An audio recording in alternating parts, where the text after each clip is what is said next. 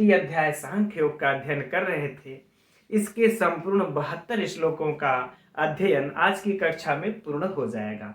अर्थात आज की कक्षा में द्वितीय अध्याय सांख्य योग समाप्त हो जाएगा और अब कल की कक्षा में हम लोग संपूर्ण श्रीमद् भगवद गीता से ऑनलाइन प्रश्नोत्तरी देखेंगे। अर्थात बहुवैकल्पिक प्रश्नों का टेस्ट दिया जाएगा और स्वतः ही आकलन करेंगे हम लोग कि जो हम लोगों ने अध्ययन किया वो हम लोगों को कितना स्मरण है।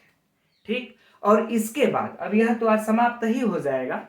अब इसके बाद आप लोगों को क्या अध्ययन करना है, एलटी के सिलेबस के अनुसार क्या अध्ययन करना है, साहित्य अध्ययन करना है या फिर व्याकरण अध्ययन करना है।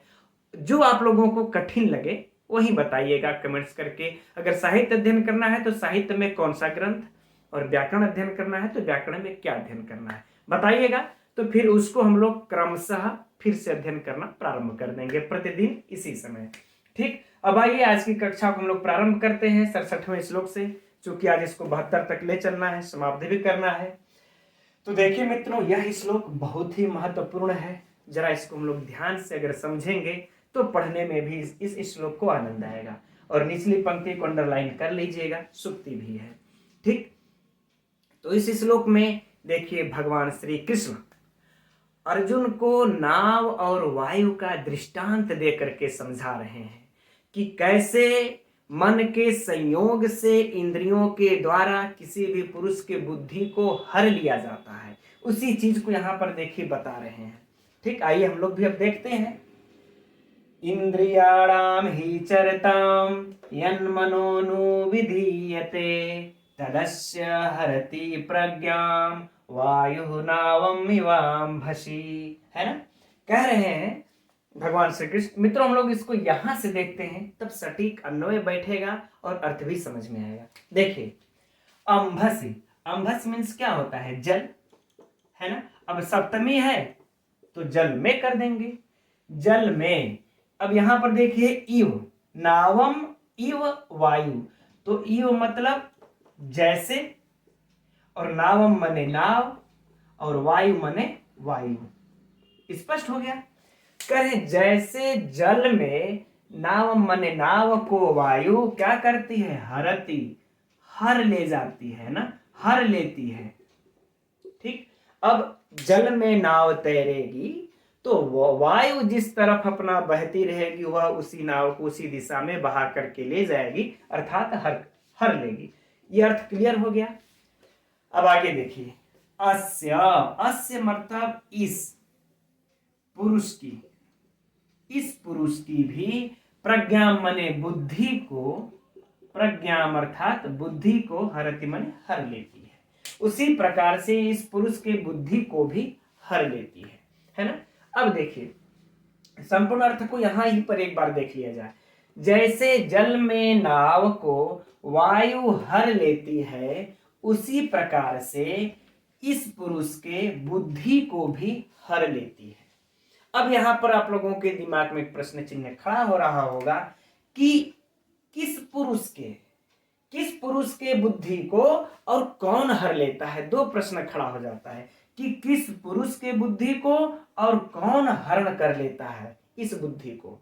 ठीक, तो यहां पर देखिए हम लोग तत् शब्द छोड़े हैं, इस शब्द को छोड़े रहेंगे और अब इस प्रश्न का उत्तर कि किस पुरुष के बुद्धि, किस पुरुष को और कौन हर लेता है, इसका उत्तर हम लोग अब यहां पर देखेंगे, इस प्रश्न का उत्तर।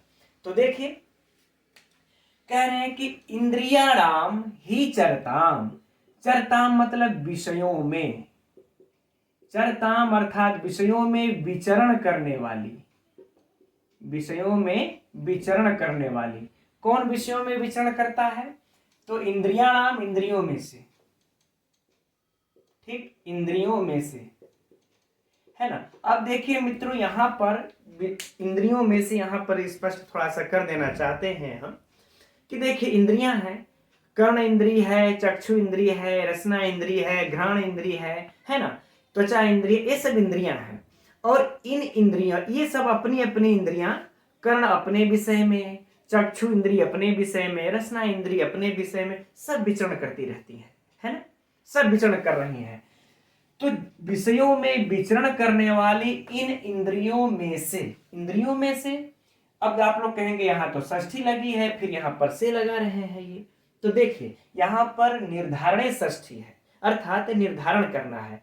तो जो हमने अभी कहा ये सब इंद्रियों के बारे में, कर्ण इंद्रिय व रसना इंद्रिय, इन सभी इंद्रियों में से इन सभी इंद्रियों में से फिर आज यहां पर यत मनोनु, मन मतलब मन, इन इंद्रियों में से मन, यत मतलब जिस, यत अर्थात जिस मतलब किसके लिए आया है, तो इंद्रिय के लिए आया है कि मन जिस इंद्रिय का अनुविधीयते मतलब अनुसरण करता है, मन जिस इंद्रिय का अनुसरण करता है वही इंद्रिय, वही। अब देखिए तत् मतलब आ गया, यहीं पर आ गया, तत् मतलब वह इंद्रिय है ना। अब देखिए तो ये यत जिस इंद्रिय, तत् वह इंद्रिय, तो जिस इंद्रिय का मन अनुसरण करता है वही इंद्रिय उस पुरुष के बुद्धि को हर लेती है।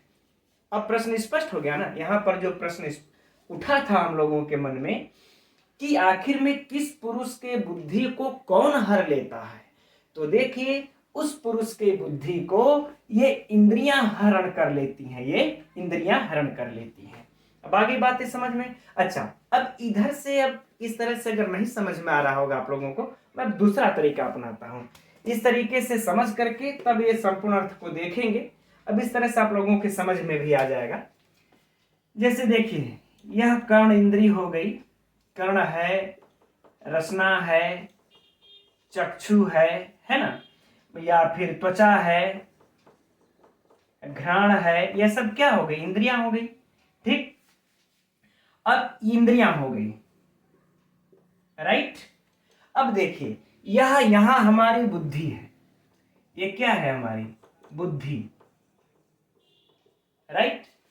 अब यहां हमारा देखिए मन, अब देखिए मन जो है ये इंद्रियां हैं, इस तरह से समझा देते हैं आप लोगों को, ये इंद्रियां हैं। अब मन क्या है कि मान लेते हैं कान है, कर्ण है ना, एक कर्ण इंद्रिय, ये यदि मन हमारा यहां से इसका अनुसरण करता है, मन यदि हमारा इस कर्ण इंद्रिय का यदि अनुसरण कर ले, अब देखिए ये सभी इंद्रियां अपने अपने विषयों में विचरण कर रही हैं, जो जो इनका विषय उनका उनका इंद्रियां विचरण कर रही हैं अपने अपने विषय में।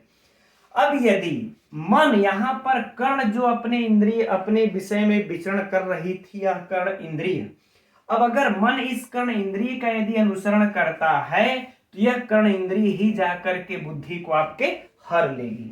यह बुद्धि क्या करेगी, अब हर लेगी एक इंद्रिय जाकर के। ठीक, अब बातें समझ में आ गई ना। कर्ण हो, रसना हो, चक्षु, जो भी इंद्रियां हो, सब अपने अपने विषय में विचरण कर रही हैं।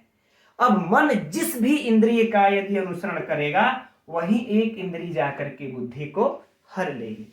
ऐसा देखिए जगत में भी मित्रों देखा जाता है। इसका उदाहरण हम आप लोगों को स्पष्ट, आप लोग भी देख रहे होंगे कि कर्ण इंद्रिय, कर्ण इंद्रिय के बस में कौन होता है, मृग होता है ना, कर्ण इंद्रिय के बस में। जैसे ही देखिए शिकारी होता है, सुर को, धुन को, मीठे संगीत को बजाता है, और जैसे ही वह मीठी संगीत हिरण के कान में पड़ती है तो वह इंद्रिय उसके बस में हो जाती है, और तुरंत उस इंद्रिय का, उस हिरण के कर्ण के इंद्रिय का कौन अनुसरण करता है, मन तुरंत अनुसरण करता है, यार उसके पास में जाना चाहिए, यह मन तुरंत कहता है। और जैसे ही मन इस कर्ण इंद्रिय का अनुसरण करता है बुद्धि हर ली जाती है, बुद्धि खत्म हो गई, और हिरण दौड़ा दौड़ा उस शिकारी के पास चला जाता है, अंत में उसका शिकार उसके प्राण को हरण कर लेता है। तो देखिए एक इंद्रिय ही इसके बुद्धि का हरण कर ली, उसकी मतलब मृत्यु हो गई। उसी प्रकार से देखिए रसना, मछली होती है, देखे होंगे, यह रसना इंद्रिय इसके बस में, यह रसना इंद्रिय के बस में होती है मछलियां। जैसे ही मछुआरा चारा डालेगा, कटिया या जाल डालेगा, वह देखेंगी खाने योग्य ये चीजें हैं, तुरंत उनका इंद्रिय बस में तो है नहीं, खुद उनके बस में होती हैं, तुरंत उनके इंद्रिय का अब जो है कि मन अनुसरण अब कर लेगा। इंद्रिय तो विचरण अब कर ही रही थी रसना इंद्रिय, खाने पीने में अपना विचरण कर रही थी उस विषय में। तो विचरण कर रही थी, उसी समय देखती है वह खाने की वस्तु हमें दिखाई दी और मन तुरंत उस इंद्रिय का अनुसरण किया और तुरंत उसने उस इंद्रिय ने बुद्धि का हरण कर लिया। अब तो बुद्धि रह नहीं गई कि ये खाने की वस्तु है कि मुझे फंसाने की वस्तु है, और जाती है मछली फंस जाती है। उसी प्रकार से देखिए चक्षु है, आप लोग पतंग का नाम सुने होंगे, पतंग अर्थात फतिंगा जिसको हम लोग बोलते हैं, टिड्डा, यह सब भी देखिए चक्षु के अधीन होते हैं। रात्रि को दीपक जलता है और अपने चक्षु इंद्रिय के अधीन होकर के उसी दीपक में अग्नि में जा करके जल करके मृत्यु हो जाती है ना। उसी प्रकार से त्वचा है, हाथी है ना, हाथी देखिए तो ये अपने स्पर्श इंद्रिय के वश में होती हैं। घ्राण भौरा होते हैं, यह भी अपने घ्राण इंद्रिय के वश में होते हैं। जहां भी सुगंधित फूल दिखा वहीं पहुंच जाएंगे और अपने प्राण का हरण कर लेते हैं। तो ये है मित्रों इंद्रियां इस प्रकार से बस में कर लेती हैं और बस में कर लेने के बाद बुद्धि को हरण कर लेती हैं। ठीक है, तो यही देखिए अब संपूर्ण हो गया। अब हम लोग इसके संपूर्ण अर्थ को देखते हैं। अब यह तो आप लोगों का सिस्टम समझ में आ गया। अच्छा हाँ, यहाँ पर एक चीज और है कि यहाँ पर देखिए सिर्फ ये बताया जा रहा है कि सिर्फ उनमें से एक इंद्रिय ही जिस मन का अनुसरण, मन जिस इंद्रिय का उस इंद्रिय का जो मन अनुसरण कर ले तो वह बुद्धि को हर लेती है। अगर मान लेते हैं ये सब अगर अनुसरण कर ली, तब अगर यह मन आपका इन सभी इंद्रियों का यदि अनुसरण कर लिया, तब सोचिए उस पुरुष का क्या होगा। बस मन एक इंद्रिय का अनुसरण कर रहा है तो बुद्धि हर ले रही है उस पुरुष की। अगर यह मन संपूर्ण इंद्रियों का यदि अनुसरण कर ले तब क्या कर, वह पुरुष समझिए वह व्यक्ति मनुष्य रसातल में चला जाएगा। तो यही भगवान श्री कृष्ण बस बता रहे हैं कि संपूर्ण की बात छोड़ दो अर्जुन, बस एक इंद्रिय का ही यदि मन अनुसरण कर लेना, मन जिस इंद्रिय का अनुसरण कर लेगा वही इंद्रिय जा करके उसकी बुद्धि को नष्ट कर देगी। और सोचो अगर संपूर्ण अनुसरण कर ले तो फिर उस पुरुष का तो रसातल में जाना तय है, एक प्रकार से संक्षिप्त में समझे। ठीक, तो मित्रों यहां पर अब एक बार संपूर्ण अर्थ को एक बार पुनः से देख लेते हैं। भगवान श्री कृष्ण कह रहे हैं अर्जुन से कि हे अर्जुन सुनो, जैसे जल में वायु नाव को हर लेती है, उसी प्रकार से विषयों में विचरण करने वाली इंद्रियों में से जिस इंद्रिय का अनुसरण करता है, तत्मने वही इंद्रिय उस पुरुष का जाकर उस पुरुष के बुद्धि को हर लेती है। ठीक है ना। यत में देखिए मित्रों, यहां पर यत है, यत में द्वितीया लगी है, यह अनुविधीयते। इस अनु को आप लोग उपसर्ग मत समझिएगा, एक कर्म प्रवचनीय है जो अनुविधीयते के साथ प्रयोग हुई है, इसलिए यत में द्वितीया लगा हुआ है ना, यत मन। ठीक, तो ये चीज है। खैर चलिए वो तो व्याकरणात्मक टिप्पणियों में हम लोग देख लेंगे। तो ये रहा मित्रों इसका अर्थ। अब आ गई बातें समझ में। ठीक, अब इसमें से हम लोग चलिए अब इसके व्याकरणात्मक टिप्पणियों को देखते हैं। लेकिन हाँ, इतना स्मरण रहे कि इसकी जो यह पंक्ति है अंतिम वाली, यह मित्रों प्रमुख है, सुक्ति है, वायु नाव इव अंबसी, इसको याद कर लेना है, यह परीक्षा में पूछ सकता है। ठीक है, भाई हम लोग व्याकरणात्मक टिप्पणियों को देखते हैं। तो ये रहा व्याकरणात्मक टिप्पणी, देखते हैं हम लोग अब।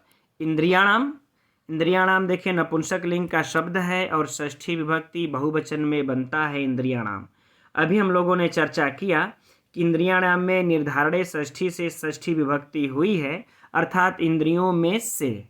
ठीक, आगे देखते हैं। अगला है चरताम, चर धातु है, शत्रु प्रत्यय है और सु आदि की उत्पत्ति करके नपुंसक लिंग के षष्ठी विभक्ति में बन जाता है चरताम।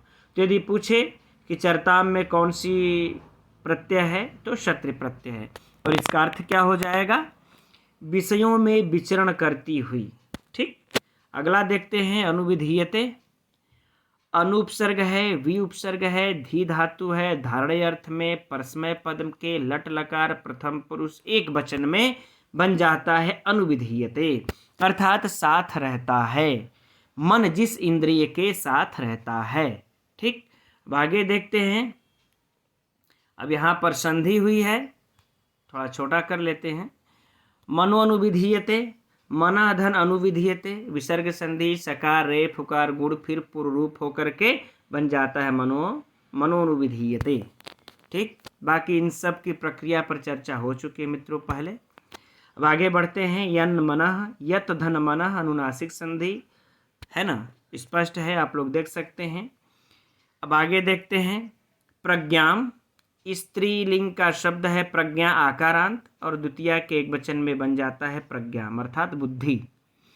ठीक, आगे बढ़ते हैं। अस्य, अस्य देखिए इदम इसका मूल शब्द है और सर्वनाम शब्द का शब्द है यह, और नपुंसक लिंग षष्ठी विभक्ति एक वचन में बनता है अस्य, है ना, सरल है। अंभसी, अंभस शब्द है सकारांत है नपुंसक लिंग का और सप्तमी के एक वचन में बन जाता है अंभस अर्थात जल में। ठीक, आगे देखते हैं। नावम, नावम देखिए नौ शब्द है और स्त्रीलिंग का शब्द है और यह द्वितीया के एक वचन में बन जाता है नावम, है ना। नाव को, हरति ह्रीय धातु है, हरड़े अर्थ में परस्मय पद लट लकार प्रथम पुरुष एक वचन में बनता है हरति। ये तो सरल है, भी सभी लोग जानते हैं। अब आइए हम लोग अगला श्लोक देखते हैं। अब आइए देखते हैं आगे 68वां श्लोक, बिल्कुल सरल सा श्लोक है। इस श्लोक में भगवान श्री कृष्ण स्थिर बुद्धि पुरुष के लिए इंद्रिय निग्रह की प्रधानता के बारे में बता रहे हैं। तो कह रहे हैं तस्माद्यस्य महाबाहो निगृहीतानि सर्वशः इंद्रियाणि इंद्रियार्थेभ्यः तस्य प्रज्ञा प्रतिष्ठिता। कह रहे हैं कि हे अर्जुन, हे महाबाहो, हे अर्जुन, तस्मात् अर्थात इसलिए। ठीक, अस्य मतलब, यस्य मतलब जिस, यस्य जिस, क्या जिस, जिस पुरुष की, जिस पुरुष की निगृहीतानि माने निग्रह की गई है, निग्रह, निग्रह की गई है। क्या निग्रह की गई है? तो सर्वशः माने सभी और इंद्रियाणि माने इंद्रियां। जिस पुरुष की सभी इंद्रियां निग्रह की गई हैं, किससे, किससे निग्रह? तो इंद्रियार्थेभ्य ना, यानी कि इंद्रियों के विषयों से, इंद्रियों के विषयों से निग्रह कर लिया है, विषयों से। तस्य प्रज्ञा प्रतिष्ठिता, उसी की बुद्धि स्थिर है। तस्य मतलब उसी की, प्रज्ञा मने बुद्धि, प्रतिष्ठिता मने स्थिर है, उसी की बुद्धि स्थिर है।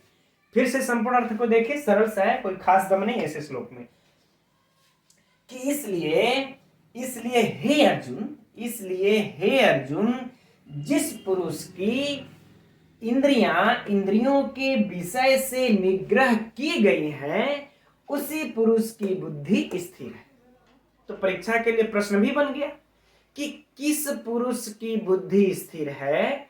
तो उस पुरुष की बुद्धि स्थिर है जिसने अपने इंद्रियों को इंद्रियों के विषयों से निग्रह कर लिया है, अर्थात अपने कर्ण इंद्रिय को जो कान इंद्रिय का विषय है उससे रोक लिया है, चक्षु इंद्रिय को जो चक्षु इंद्रिय का विषय है उससे रोक लिया है।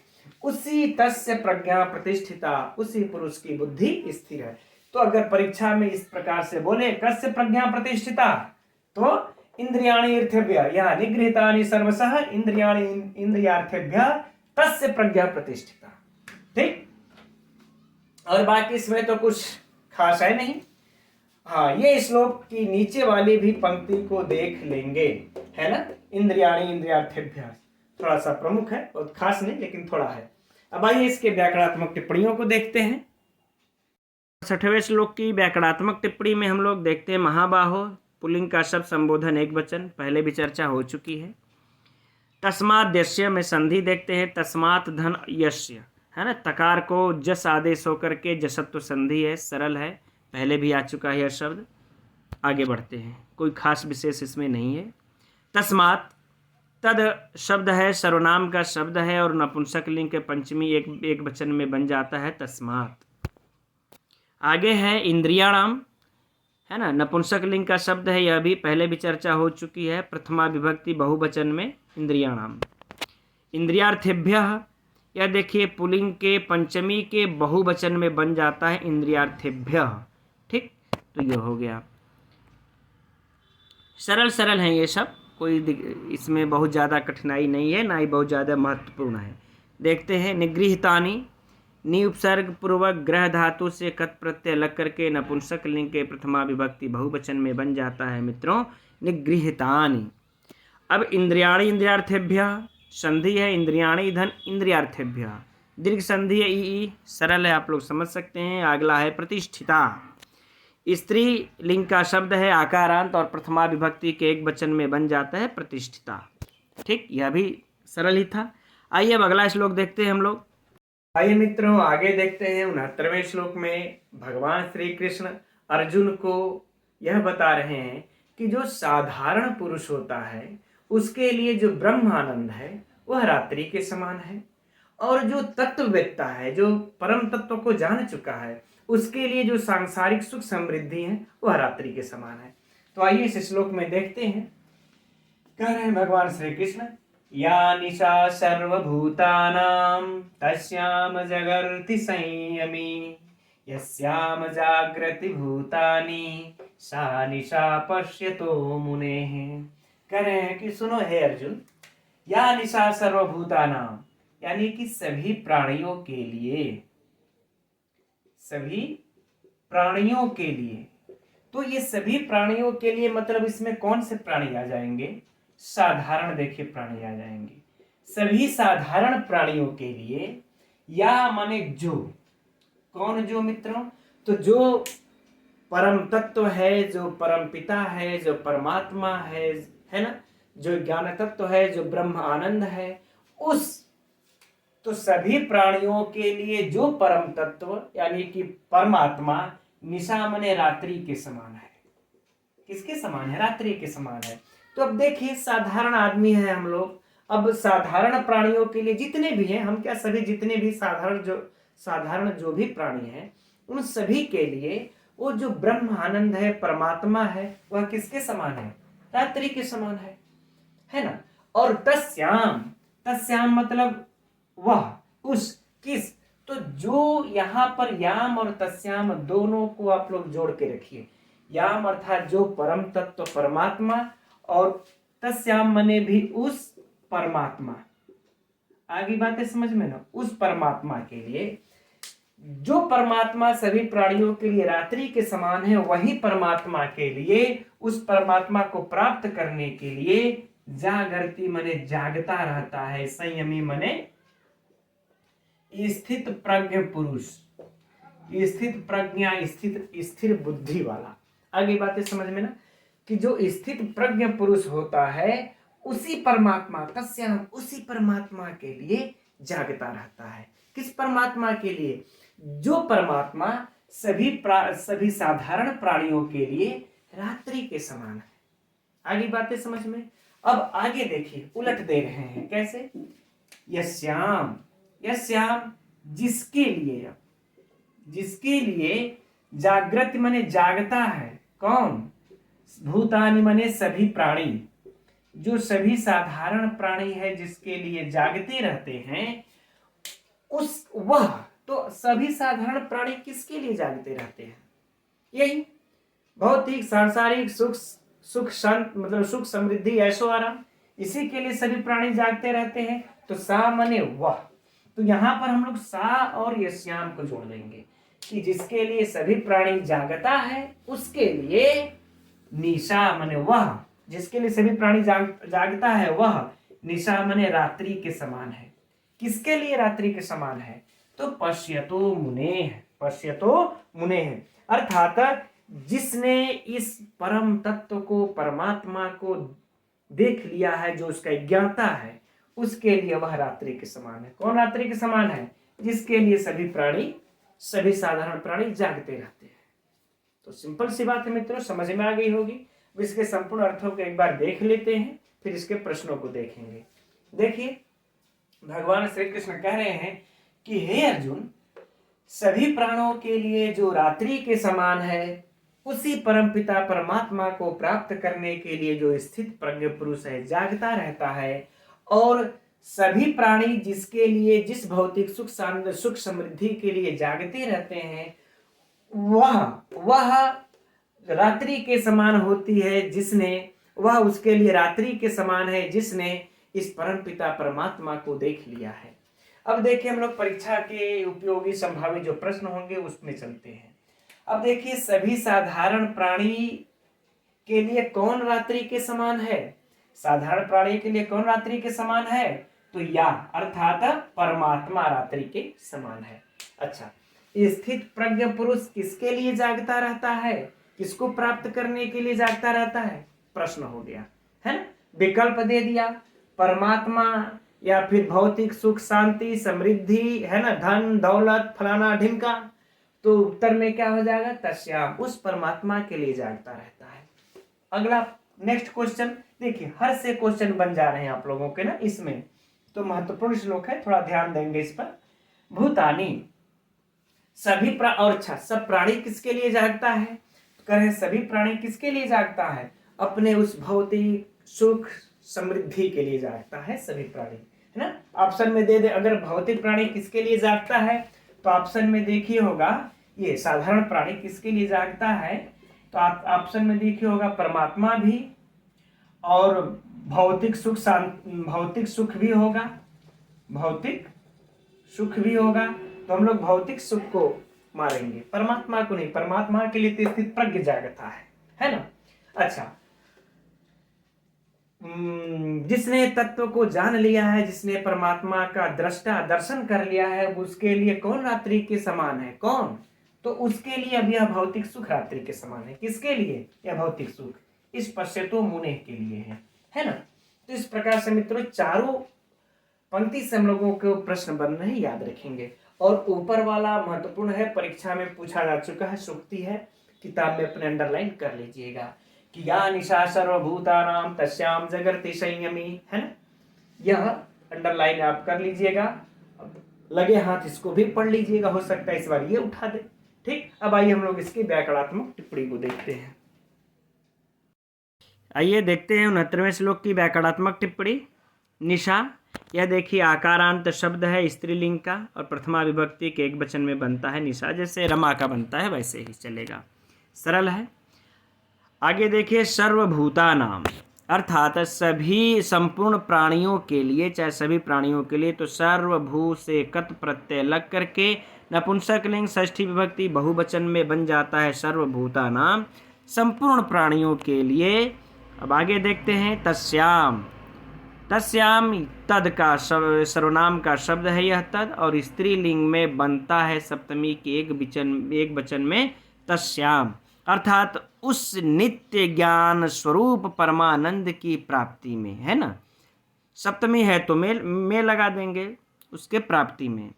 संयमी, संयमिन देखिए मूल शब्द है इसका, पुल्लिंग का शब्द है, और प्रथमा विभक्ति के एक वचन में बनता है संयमी, है ना, अर्थात स्थिति प्रज्ञ योगी जिसको कहते हैं, उसी के लिए यहाँ पर आया हुआ है संयमी शब्द। ये आगे देखते हैं मित्रों, ये देखिए है जागृति, यह आप लोगों के लिए थोड़ा सा महत्वपूर्ण है, इसको ध्यान देंगे, क्योंकि एक जागृति है और एक जागृति है।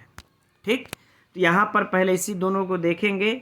जागृति देखिए धातु है, निद्रा क्षय अर्थ में, परसमय पद के लट लकार प्रथम पुरुष एक वचन में बनता है ना, लट लकार के प्रथम पुरुष एक वचन में, और जागृति धातु है, निद्रा क्षय।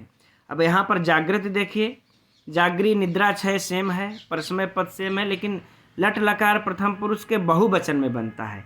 यह यहाँ पर हम लोगों को मित्रों याद रखना है बस कि यह देखिए एक वचन में बनता है और यह बहुवचन में बनता है।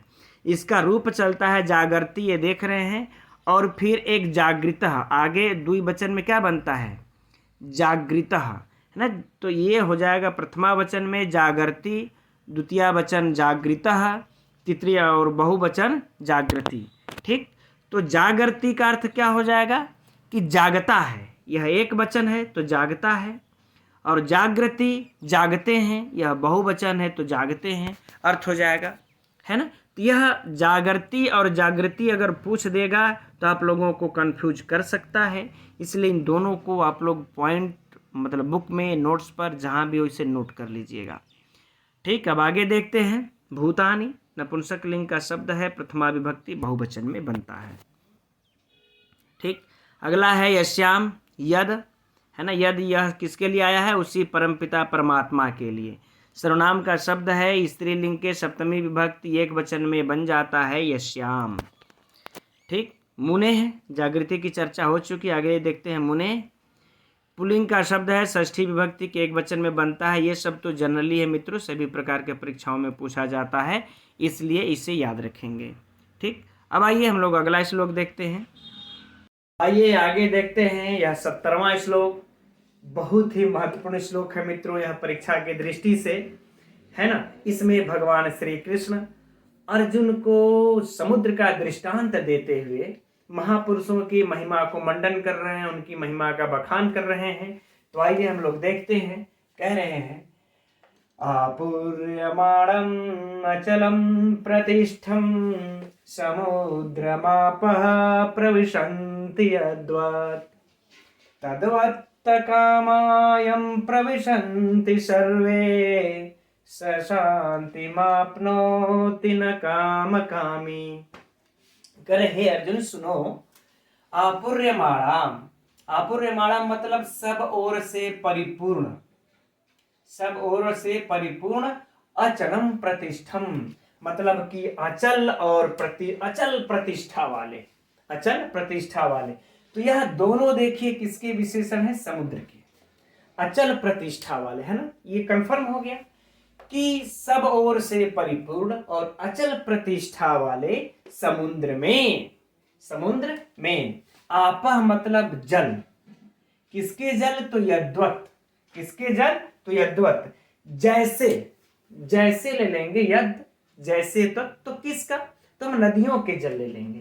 तो यहां पर हम अर्थ क्या ले लेंगे, जैसे नदियों के जल प्रविशन्ति माने प्रवेश कर जाते हैं, जैसे नदियां जाकर के उसमें प्रवेश कर जाती हैं, समा जाती हैं, है ना। आगे बातें समझ में।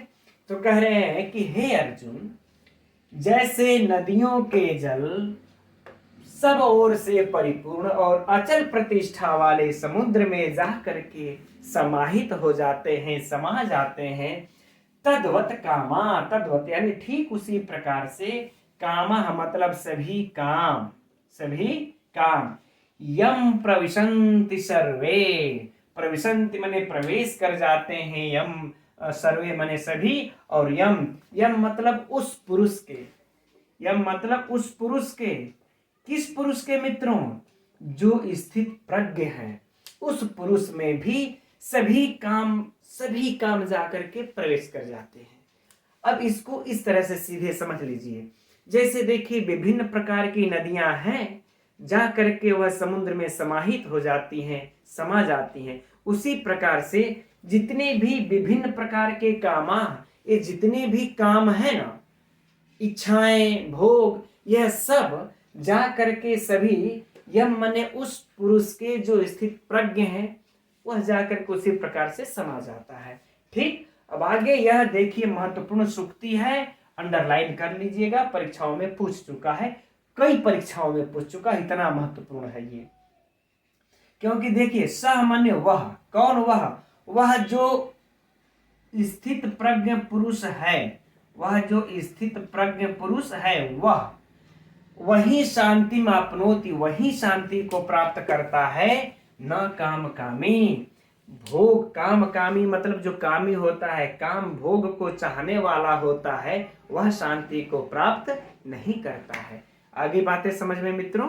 तो ये वाला महत्वपूर्ण पंक्ति है कि सह शांति मापनोति, वही शांति को प्राप्त करता है, कौन, वह जो स्थित प्रज्ञ पुरुष होता है, जिसके अंदर आकर के सभी कामनाएं समाहित हो जाती हैं, सभी भोग समाहित हो जाते हैं, वही पुरुष शांति को प्राप्त करता है, काम की इच्छा करने वाले भोगी पुरुष नहीं। तो मित्रों इसमें से अब जो अर्थ तो हो ही गया, संपूर्ण अर्थ का क्या देखना।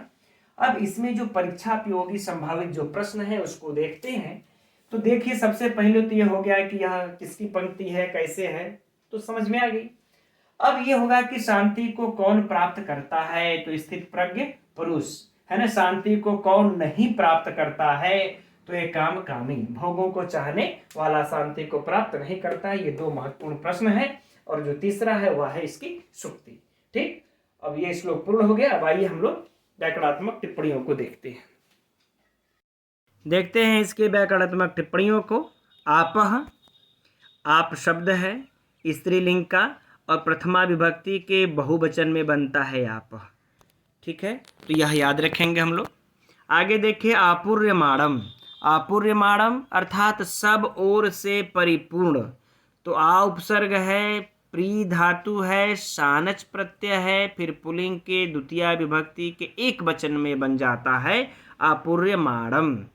ठीक, अर्थात सब ओर से परिपूर्ण। आगे अचल प्रतिष्ठम। अचल प्रतिष्ठम किसका विशेषण है, किसको कहा गया है, समुद्र को, है ना। अचला प्रतिष्ठा यस्य सह, जिसकी अचल प्रतिष्ठा हो, अचल प्रतिष्ठा वाले। तो इसमें कौन सा हो जाएगा, अन्य अर्थ दिया तो बहुब्रीहि समास। सुआदि की उत्पत्ति किए, पुल्लिंग के द्वितीय विभक्ति एक वचन में बन गया अचल प्रतिष्ठम। तो अचल प्रतिष्ठम मित्रों दोनों दृष्टि से याद रखेंगे कि समुद्र का विशेषण है, पहले भी चर्चा हो चुकी है, और बहुब्रीहि समास है। अब देखते हैं अगला कामाह। पुल्लिंग का शब्द है, प्रथमा विभक्ति के बहुवचन में बनता है कामाह, अर्थात भोग। ठीक, आगे है देखिए प्रविशन्ति, सरल है बिल्कुल। प्रविश धातु है, प्रवेशनीय अर्थ में परसमय पद के लट लकार प्रथम पुरुष बहुवचन में बन जाते हैं प्रविशन्ति। शांतिम स्त्रीलिंग शब्द है, द्वितीय विभक्ति के एक वचन में बन जाता है शांतिम, अर्थात इस परम शांति को। आगे है आपनोति। आपनली धातु अर्थात आप धातु व्याप्तव अर्थ में परसमय पद में रूप चलता है, तो लट लकार प्रथम पुरुष एक वचन में बन जाता है आपनोति, है ना मित्रों। यह थोड़ा सा आपनोति महत्वपूर्ण है ना, इसे हम लोग नोट कर लीजिएगा परीक्षा की दृष्टि से। आइए अब हम लोग अगला श्लोक देखते हैं। अब आइए इस 71वें श्लोक में देखते हैं, भगवान श्री कृष्ण अर्जुन से कह रहे हैं कि हे अर्जुन देखो और कौन कौन पुरुष शांति को प्राप्त करते हैं। यह कहते हुए कह रहे भगवान श्री कृष्ण, विहाय कामान्यः सर्वान् पुमांस चरति निष्प्रियः निर्ममो निरहंकारः स शांतिम् अधिगच्छति, है ना। भगवान श्री कृष्ण कह रहे हैं कि विहाय कामान्यः सर्वान्, यह मने जो कामान, यह तो यह मने जो, पुमान मने पुरुष, जो पुरुष, सर्वान मने सभी, ठीक, कामान मने कामनाओं का, सभी कामनाओं का, विहाय मने त्याग कर, सभी कामनाओं को त्याग करके और निष्प्रिय हो करके, और करें निर्ममो ममता रहित हो करके, निरहंकार अहंकार रहित हो करके, चरति मने विचरण करता है, सह मने वह शांति अधिगच्छति, वही शांति को प्राप्त करता है। ठीक है मित्रों, सिंपल सा इसका अर्थ है, बहुत ज्यादा कठिन नहीं है, लेकिन परीक्षा की दृष्टि से महत्वपूर्ण है। तो हम लोग देखिए फिर से कि यह मने जो, पुमान मने पुरुष, जो पुरुष सर्वान कामान, सभी कामनाओं का, विहाय मने त्याग देता है, और फिर निष्प्रिय यानी निष्प्रिय होकर के, स्पृहा से रहित होकर के, निर्ममो ममता से रहित होकर के, निरहंकार अहंकार से रहित होकर के, चरति मने विचरण करता है, वही शांति अधिगच्छति, वही शांति को प्राप्त करता है। ठीक है मित्रों, तो यह श्लोक सरल है, हो भी गया, इसमें बहुत ज्यादा कुछ सोचना नहीं है। अब इसमें सिर्फ हम लोग देखेंगे कि परीक्षा उपयोगी संभावित प्रश्न।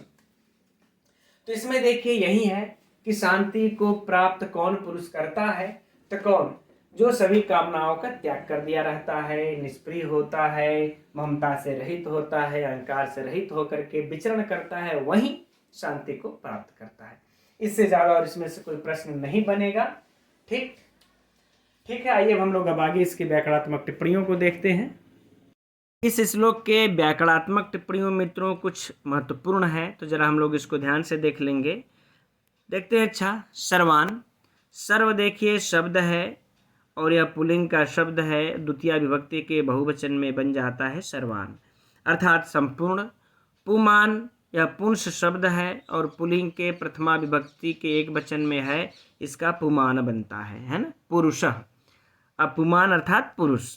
आगे है कामान। यह पुल्लिंग का शब्द है, द्वितीय विभक्ति के बहुवचन में बनता है कामान, अर्थात कामनाओं को। द्वितीय विभक्ति है तो कामनाओं को लगा लेंगे। आगे देखते हैं, यह देखिए थोड़ा सा समास है, महत्वपूर्ण है तो याद रखेंगे। निष्प्रिय, निर्गता स्प्रिया स्मात् सह, जिसके अंदर से निर्गता मन निकल गई हो, स्प्रिया मन स्प्रिया, अस्मात् स मन वह, ऐसा पुरुष। ठीक है ना। तो इसमें कौन सा समास हो जाएगा? बहुब्रीहि समास। पुल्लिंग में सुआदिक उत्पत्ति करके प्रथमा विभक्ति एक वचन में बन जाएगा निष्प्रिय। आगे देखिए निर्ममः। यह भी उसी तरह से, जिसके अंदर से ममता निकल गया हो, जो ममता रहित हो, तो निर्गतः ममः यस्मात् सः क्या हो जाएगा? बहुब्रीहि समास। पुल्लिंग के प्रथमा विभक्ति एक वचन में बन जाएगा निर्ममः। तो निर्ममः, निष्प्रियः कौन समास है मित्रों? बहुब्रीहि। ठीक। आगे है देखिए निरहंकारः। इसमें भी है बहुब्रीहि समास, अर्थात जिसके अंदर से निर्गत अहंकारः, जिसके अंदर से अहंकार निकल गया हो, यस्मात् सः माने वह पुरुष। तो इसमें भी बहुब्रीहि है, फिर वही पुल्लिंग प्रथमा विभक्ति एक वचन। तो तीनों शब्द मित्रों महत्वपूर्ण है, नोट कर लीजिएगा। इसमें तीनों में बहुब्रीहि समास है, याद कर लेना है।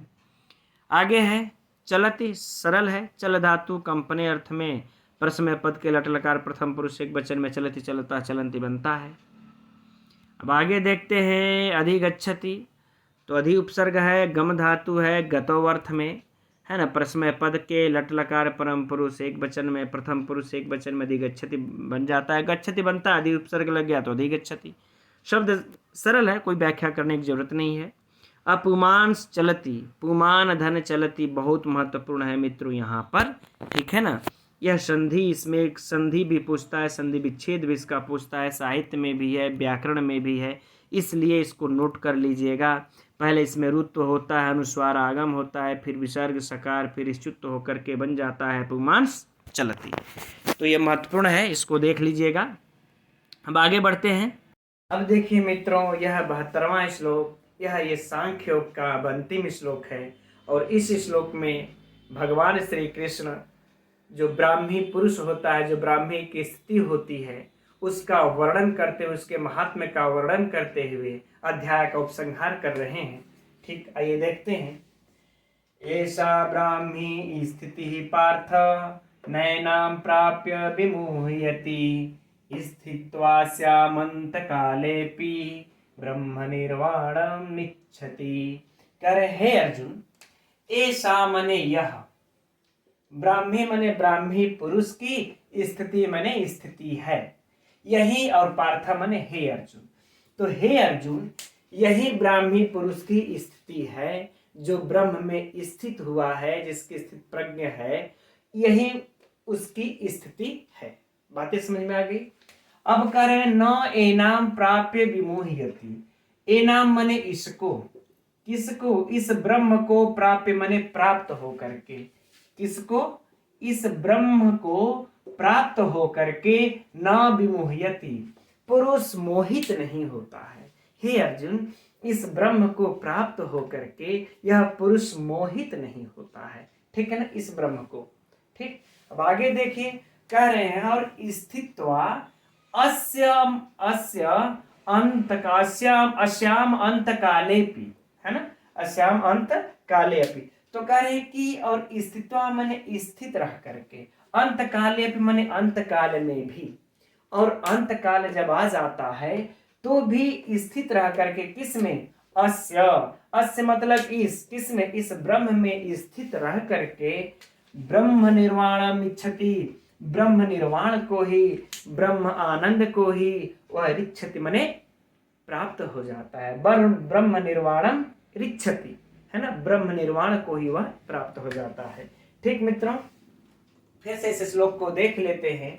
कह रहे हैं कि हे अर्जुन देखो, हे पार्थ, यही ब्राह्मी पुरुष की स्थिति होती है, और ये नाम प्राप्य, इस ब्रह्म को प्राप्त हो करके पुरुष फिर कभी मोहित नहीं होता, और वह स्थित्वा स्यामंत काले अपि, और वह अंत काल में भी इसी ब्रह्म में स्थित हो करके ब्रह्म निर्वाण अर्थात ब्रह्मानंद को प्राप्त हो जाता है। ठीक है मित्रों, तो अब इसमें से देखिए कोई विशेष प्रश्न नहीं है, लेकिन ये है कि ये दोनों पंक्तियां महत्वपूर्ण है 72वें श्लोक की। यह दोनों को हम लोग स्मरण रखेंगे, है ना, इंपॉर्टेंट है, इनको अंडरलाइन आप लोग कर लीजिएगा। अब आइए इस और कोई इस तरीके का संभावित प्रश्न इसमें से बनता नहीं है। अब आइए इसकी व्याकरणात्मक टिप्पणियों को देखते हैं। अब इस अंतिम श्लोक के व्याकरणात्मक टिप्पणी को देखते हैं मित्रों। ऐसा, यह देखिए एतद शब्द है, सर्वनाम का शब्द है और स्त्रीलिंग के प्रथमा विभक्ति एक वचन में बनता है ऐसा। सभी सर्वनाम के रूप मित्रों, सभी सर्वनाम के शब्द रूप महत्वपूर्ण है हम लोगों को परीक्षा की दृष्टि से, तो याद कर लेना है उनको। आगे देखिए ब्राह्मी है, स्त्रीलिंग में के प्रथम पुरुष एक वचन में बनता है यह ब्राह्मी, कोई खास महत्वपूर्ण नहीं है। आगे बढ़ते हैं। एनाम, देखिए यह भी है, द्वितीया के एक वचन में बनता है एनाम। एतद सर्वनाम का शब्द है और स्त्रीलिंग के द्वितीया एक वचन में बनता है ना, तो हम लोगों को यह सब याद रख लेना है सभी सर्वनाम के रूपों को। अब आगे देखिए नैनाम, नौ एनाम वृद्धि संधि है तो सरल है, सभी लोग जानते ही होंगे। भाई ये आगे देखते हैं। स्थिति ही, स्थाधन कितिन और स्त्रीलिंग के प्रथमा विभक्ति एक वचन में बन जाता है स्थिति। और न विमोहियति, तो यहाँ पर नौ को हम लोग छोड़ देते हैं, एक्स्ट्रा टाइप हो गया, सिर्फ हम लोग विमोहियत का देखेंगे। वि उपसर्ग पूर्वक मुँह धातु है, वैचिन्त्य अर्थ में परसमय पद के लट लकार प्रथम पुरुष एक वचन में बनता है विमोहियति। ठीक, अब देखते हैं अंतकाले। अंतस्य कालः षष्ठी तत्पुरुष समास से इसमें, है ना, अर्थात अंतकाल में भी तो पुल्लिंग के सप्तमी विभक्ति एक वचन में बनता है अंतकाले, सप्तमी है लग गया है तो अंतकाल में भी। विमोहियत जो इसके ऊपर दिया हुआ है, अर्थात मोहित नहीं होता, न मने नहीं होता। आगे अश्याम, यह भी देखिए इदम सर्वनाम का शब्द का यह है और स्त्रीलिंग के सप्तमी विभक्ति एक वचन में बन जाता है अश्याम। इस ब्राह्मी स्थिति में, यह उस ब्राह्मी जो भी हम लोगों ने पढ़े, इसी ब्राह्मी का यह जो है कि सर्वनाम आया है। ठीक, आगे देखते हैं। ब्रह्म निर्वाणम, ब्रह्मण निर्वाणम, ठीक, अर्थात ब्रह्मानंद को प्राप्त, ब्रह्म को प्राप्त, तो सप्तमी तत्पुरुष है यहाँ पर और नपुंसक लिंग के द्वितीय विभक्ति एक वचन में बनता है ब्रह्म निर्वाणम। ठीक, आगे देखते हैं। रिच्छति, री धातु है गति प्रापणयो अर्थ में और परसमय पद में इसका रूप चलता है, तब लट लकार के प्रथम पुरुष एक वचन में बन जाता है रिच्छति, बिल्कुल सरल है। ठीक, अब देखते हैं स्थित्वा, स्थाधन कत्वा बराबर स्थित्वा। ठीक है मित्रों, तो अब हम लोग आगे देखते हैं। ओम तत्सदिति श्रीमद्भगवद्गीतासूपनिषत्सु ब्रह्म विद्यायां योगशास्त्रे श्रीकृष्णार्जुन संवादे सांख्ययोगो नाम द्वितीयोऽध्यायः। हरि ओम तत्सत।